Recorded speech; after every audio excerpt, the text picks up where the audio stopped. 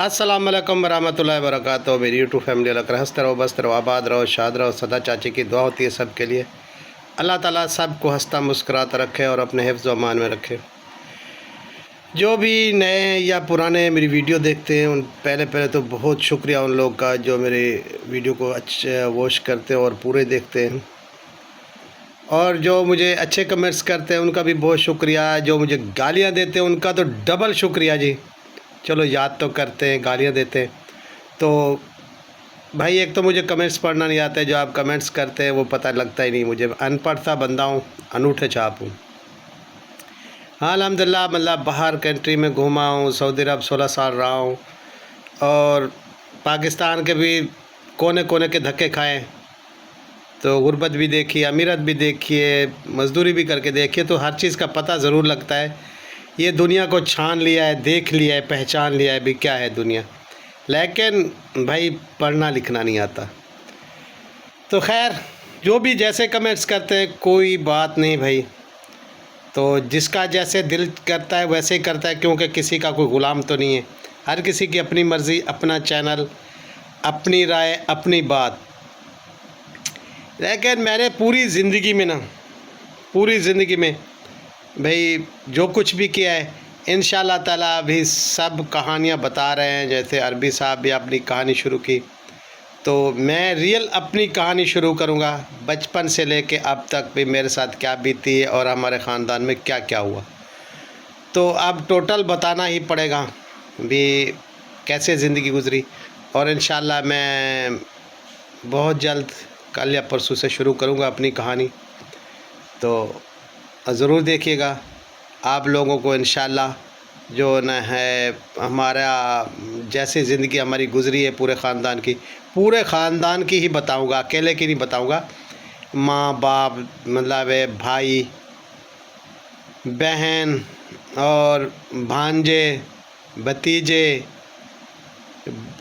फिर भतीजियाँ, फिर भाई पोते दोते, जितना भी है सब का बताऊंगा। तो ये ज़रूर देखना है आप लोगों ने और मुझे कमेंट्स करना है कि अभी मैं कहानी आप लोगों को सब ख़ानदान की पूरी डिटेल से ही बताऊंगा भी हमारे साथ क्या क्या हुआ और कैसे हुआ। और भाई क्या हमारे ख़ानदान की असलियत है कि हम अमीर थे, गरीब थे, कैसे अमीर हुए, इंशाअल्लाह सब बताऊंगा। तो जी आगे बढ़ते हैं। तो मेरा पहले सवाल है रईस हाजी ग़ुलाम मोहम्मद साहब से।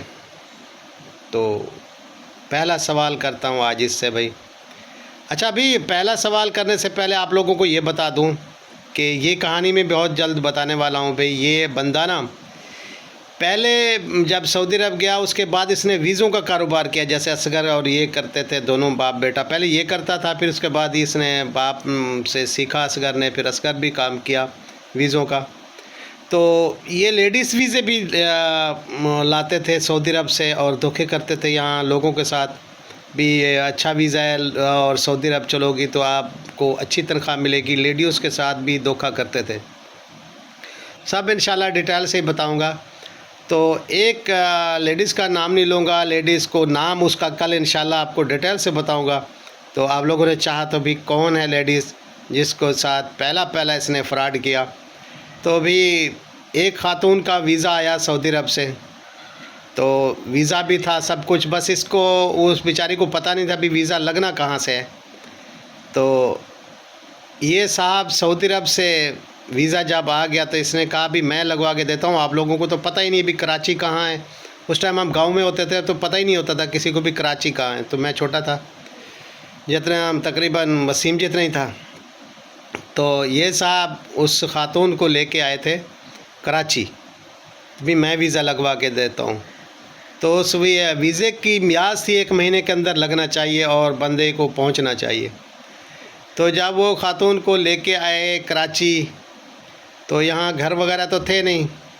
तो साहब रहे होटल पर उस ख़ातून के लेकर, ये हाजी ग़ुलाम मोहम्मद साहब। ये आपका वतीरा वो असगर का नहीं है, ये शुरू से ही मतलब ये बदनाम करते हैं लोगों को। और जैसा बाप वैसे बेटे, जैसी औलाद। ये लालची किस्म के बंदे हैं मेरे भाई साहब, क्योंकि इन्होंने भाइयों को नहीं छोड़ा, माँ को नहीं छोड़ा, बहनों को नहीं छोड़ा, तो औलाद को भी नहीं छोड़ा। तो सब इंशाल्लाह इसकी डिटेल बताऊंगा। अभी बतानी ज़रूरी पड़ गई है, वो भी बताता हूँ भी क्यों पड़ गई है ज़रूरी। तो जी उस खातून को लेके आए, ये 1 महीने से भी ज़्यादा, तकरीबन 1 महीना 10 दिन यहाँ पर रह गए। भी तेरा वीज़ा लग रहा है, होटल पर रह गए साहब, अयाशी करते रहे उस खातून के साथ। तो 1 महीना और भाई 10 दिन के बाद जब उसका वीज़े का म्याद ख़त्म हुआ, वीज़ा इसने क्या लगवाना था, उसका जो चूड़ियाँ थी सोने की वो बेची इधर कराची में, वो इसने खाई पी। और भाई उसके बाद खातून ने बोला भी मेरा वीज़ा, बोला आज रख ले कल रख ले, तो इंशाल्लाह आप चली जाएंगी। तो उसके वीज़े का म्याद भी यहीं ख़त्म हो गया।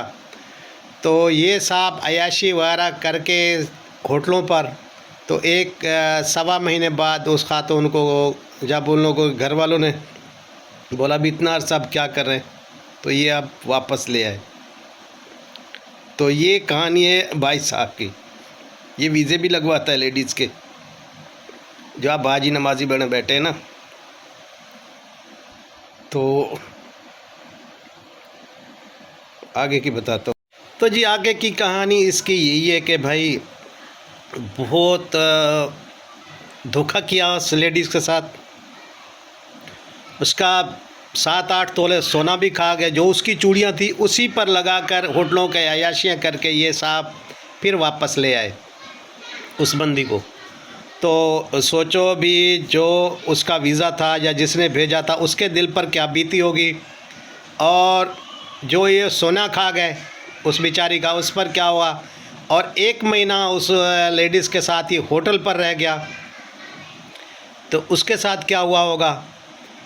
तो ये शुरू से ही समझो कि गलत बंदा है, शुरू से ही।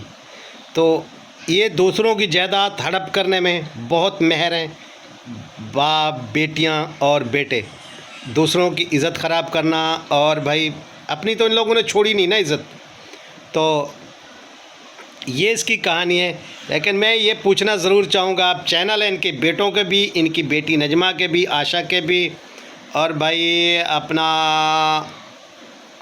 गुलाम मोहम्मद साहब के भी, अपने चैनल पर ये ख़ुद बताएंगे या मैं बताऊं, ये बताऊंगा फिर मतलब है कि ज़रूरी है। अगर मैं रिक्वेस्ट करता हूं कि ख़ुद बता दें वो लेडीज़ कौन थी। अच्छा, दूसरी बात ये कहता हूं भी, जहां से मुझे बात अब करनी पड़ गई, असल बात बताता हूं भी। भाई जो ऑपरेशन भाई साहब का हुआ अस्पताल खरैती में, बहुत नजमा साहब ने ढंडोरा पीटा भी, वो हमने इतना पैसे लगा दिए, जो भी लगाए अपने बाप पर लगाए, किसी पर एहसान नहीं किया, उसके बाद को छोड़े। लेकिन ये तीसरी जो बेटी थी ये कौन थी। अब मैं ये सवाल करना चाहता हूँ नजमा साहब से, तो हाजी गुलाम मोहम्मद साहब से, और अपनी प्यारी भतीजी आशा साहब से। ये 3 बंदे थे, ये ज़्यादा जानते हैं।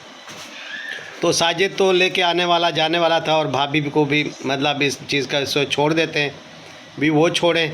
लेकिन ये तीनों में से एक ज़रूर बताए। मेरा सवाल है भी, तीसरी बंदी जो स्टेशन पर भी छोड़ने आई आशा को और नजमा साहब को, और अस्पताल में भी थी जो जुड़ जुड़ के बैठ रही थी, ऐसे तीसरी बंदी कोई नहीं बैठती। ये कौन थी, ये खुद के चैनल से बता दें तो अच्छा है, वरना मुझे कहानी में बताना पड़ेगा। क्योंकि पहले मैं चुप था, लेकिन जब आप ये बेगैरती पर फुल तुल के आ गए, ठीक है, तो पहले भी नो मैं जीना का नहीं रखा था। तो अब जो है ना, ये चैनल के लिए जो सितारा ने चैनल बना के दिए ना, बस उसके लिए सब कुछ कर रहे हैं। कल दिलबर को और बाबर को नहीं बुलाया गया था, अच्छे नहीं थे, वो सब नहीं मान रहे थे। फ़ारूक भी नहीं मान रहा था, भाभी भी नहीं मान रहे, सब नहीं मान रहे थे। भाभी ने भी कहा था अभी उसे ले आए, तो नहीं मान रहे थे। तो कल फिर भाभी के साथ ये मिस नहीं बन के फिर बाबर वालों के घर आई, नहीं हमारी शादी पर आओ, ये वो। चलो भी ये लोग भी चले गए, अच्छा किया इन लोगों ने, सितारा के घर गए, बहुत अच्छा लगा मुझे। क्योंकि भाई ये रिश्ते जो है ना नहीं टूटने चाहिए, और गुलामंद फैमिली के साथ नहीं, तो सितारा बेटी के साथ। क्योंकि मेरे बड़े हुए भाई की ये निशानी है, तो अल्लाह ताला इन्हें सलामत रखे। हम दूर हो कोई बात नहीं है, लेकिन खून के रिश्ते तो हैं।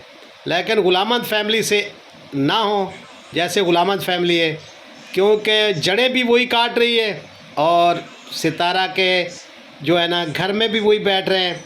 वहाँ से ये इसका आने का मकसद तो देखो ही मेरी यूट्यूब फैमिली, एक मुझे विलेज से फ़ोन आया है भी ये वहाँ से तावीज़ लेके आती हैं और भी यहाँ के सितारा को तावीज़ पिलाती हैं और अपनी अम्मी को और सबको जादू करती हैं। क्या बात है भाई, और पिलाओ कोई बात नहीं भाई, क्योंकि आपने बेटी भी यहाँ रखी हुई, क्योंकि तावीज़ दे के जाती हैं और आपकी बेटी पिलाती रहती है बाद में, खाने में किसी भी चीज़ में मिलाती रहती है, तो लगे रहें भाई। तो लेकिन शर्म आनी चाहिए, खाएं भी उसी से पिएं भी उसी से, और भाई पता नहीं किस चीज़ के आप वो तावीज़ पिला रही हैं, पिलाती रहें। लेकिन मेरा एक सवाल है भी आप जो भी कर रही हैं गलत कर रही हैं। और तीसरा बंदा जो था मुझे, मेरी यूट्यूब फैमिली, मुझे वो चाहिए भी, वो कौन था? ये अच्छा है कि वे बता दें, नहीं तो ये शर्म आएगा इन लोगों को, तो इंशाल्लाह मैं बताऊंगा। तो ये फुल बेहयाई की तरफ आ गए तो इनकी बेहयाई बाहर निकालनी पड़ेगी, ठीक है। तो मैं किसी से भाई नाराज़ भी नहीं हूँ, कुछ भी नहीं हूँ, लेकिन जब कुछ दिल थोड़ा सा दुखता है, किसी थोड़ी सी गैरत की बात जागती है, तो फिर मुझे बोलना पड़ता है, ठीक है।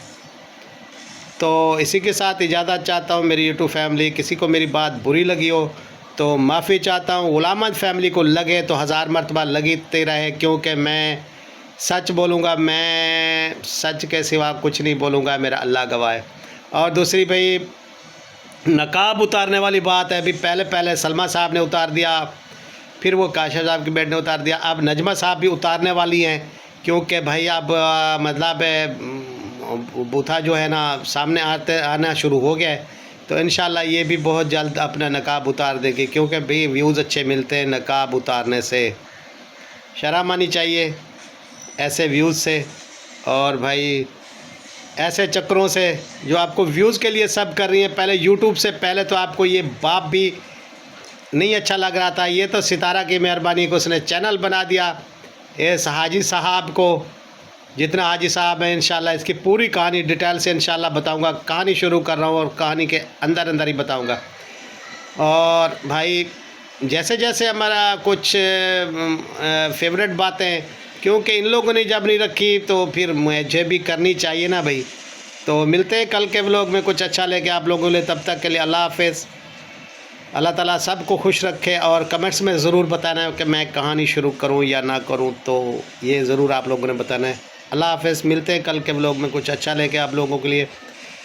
तो मेरे वसीम के लिए ज़रूर दुआ कीजिएगा, उसकी बहुत सारी तबीयत ख़राब है, मैं दवाइयाँ लेके आया और भी उसे ड्रिप भी लगी, सब कुछ हुआ।